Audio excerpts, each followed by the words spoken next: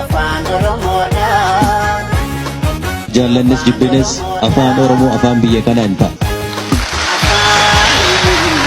Afaan Oromoodha. Afaan lamuutete ittisaa cimaadha. Koona kuwinta'u caasa odaadha. Afaan Oromoodha. Afaan kun afaan kabajamaa uummata bal'aadhaan dubbatamu afaan guddaadha. Afaan Oromoo hundee Oromummaa. Afaan Oromoo hundee Oromummaa. Afaan Oromoo afaan biyya kanaa hin ta'a.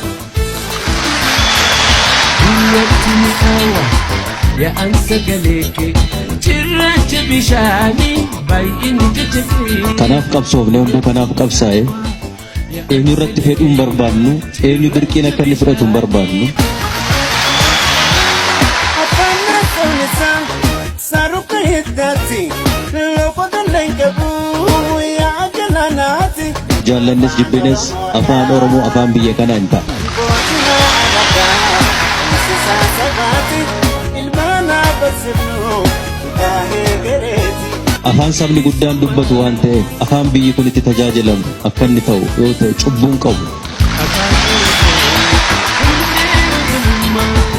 Afaan Oromoo hundee Oromummaa. Jaalannis jibbines afaan Oromoo afaan biyya kanaa hin ta'a.